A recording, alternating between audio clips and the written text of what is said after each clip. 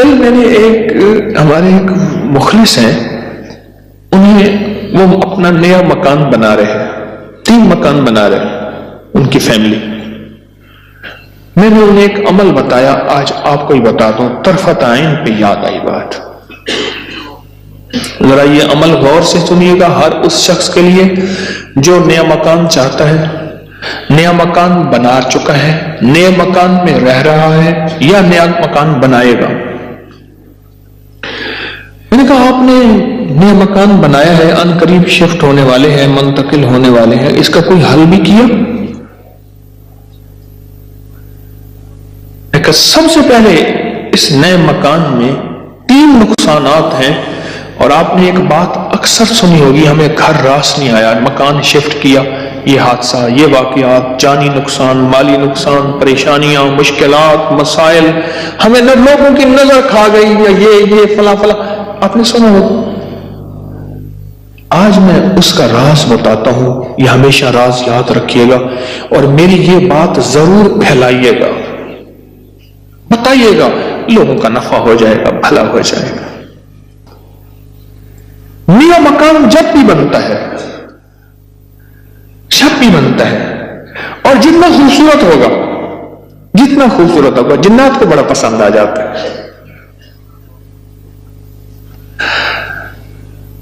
اب میں ایک صاحب نے مجھے ایک بات بتائی، وہ بات میں انہی کی زبان میں سناؤں گا، آپ وہ بات کی چاشنی بھی لے لیں، پھر میں بات مختصر کر کے بتاؤں گا.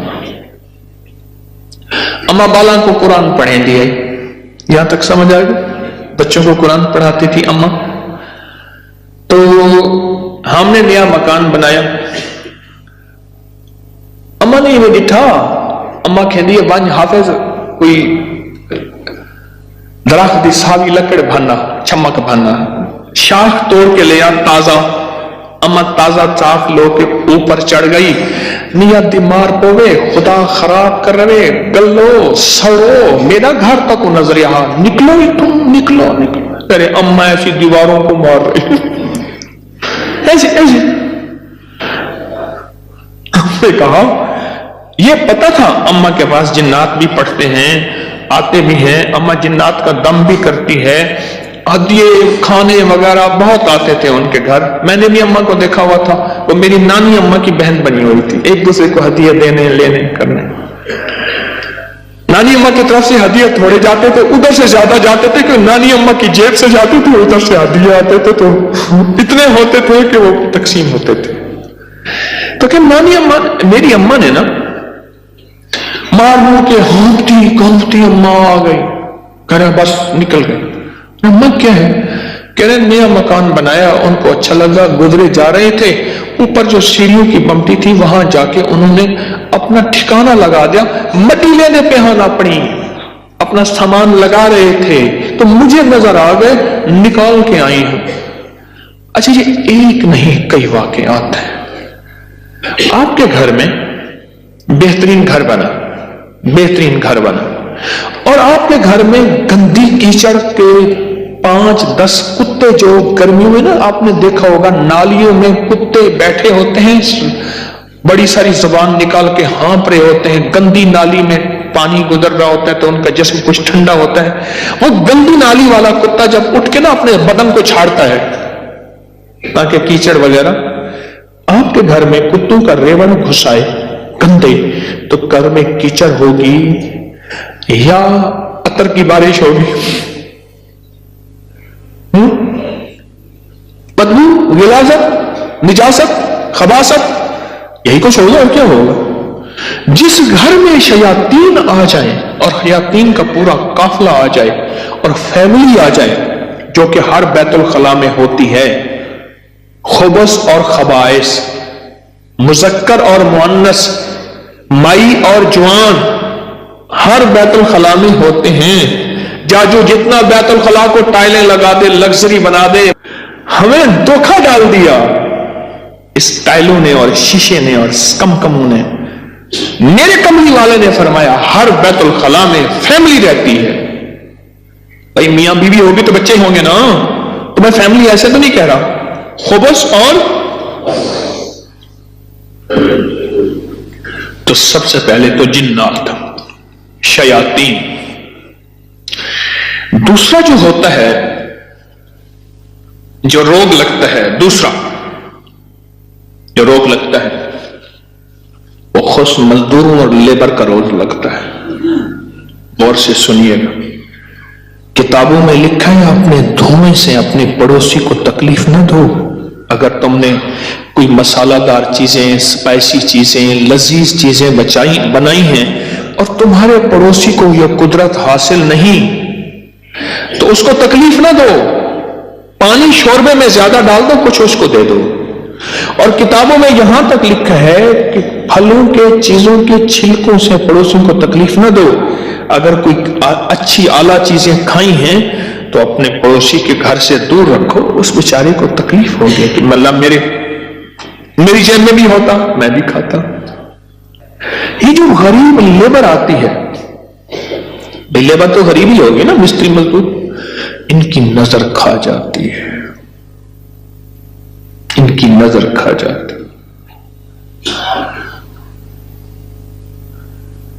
میں نے بکریاں رکھی، 8 بکریاں تو ذبح ہو گئی اور لیبر کھا گئی، 9 جو ہے آخر حرام ہو گئی. اور چھری کے نیچے بھی نہیں آئی. میں نے کہا نکالو یہاں سے بکریاں. 8 تو چھری کے نیچے آئی اور 9 جو ہے وہ خود حرام ہو گئی.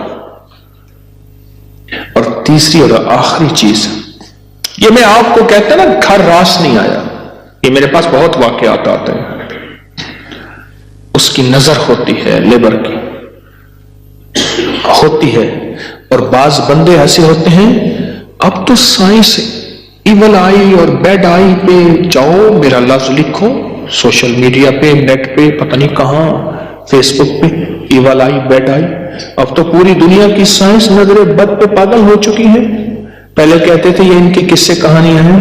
ارے میرے کملی والے نے فرمایا اور سائنس اس کی ریسرچ کو کہے سچ نہیں ہے تو ہو کیسے سکتا ہے؟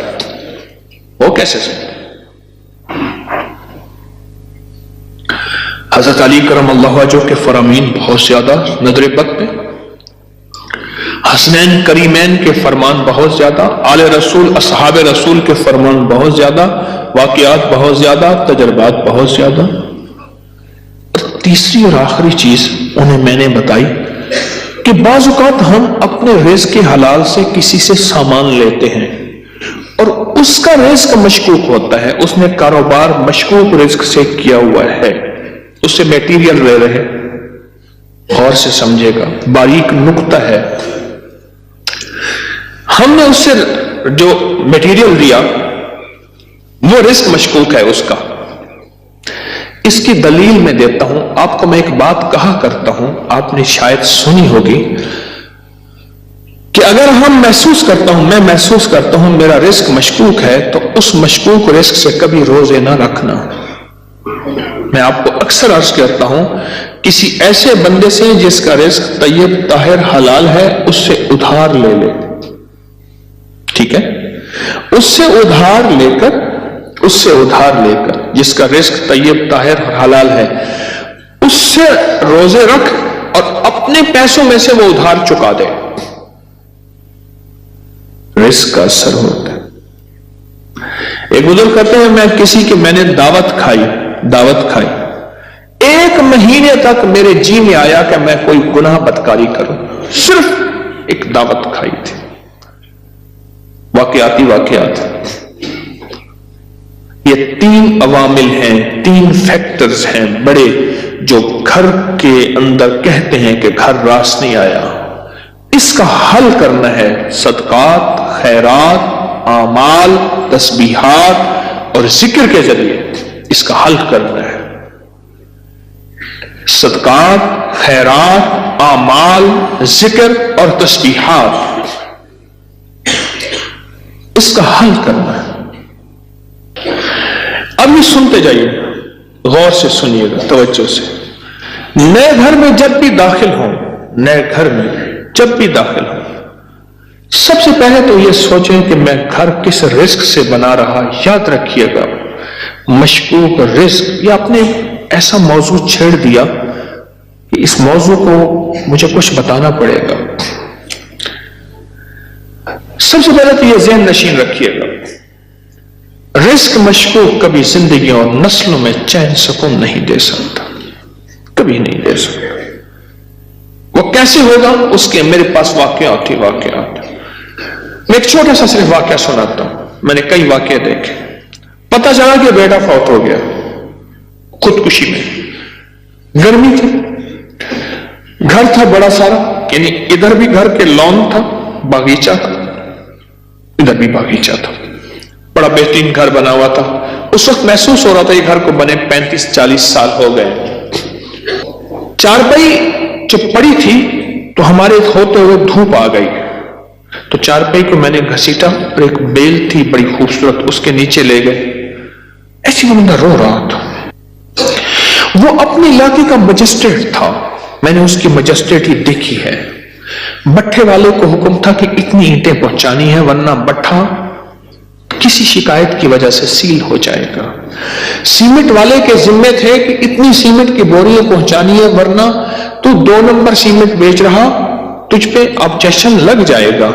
ریت والے، اینٹ والے، ہر میٹیریل والے کے ذمے تھا کہ تو نے پہنچانا ہے، بہترین مکان بنا، بہترین مکان بنا۔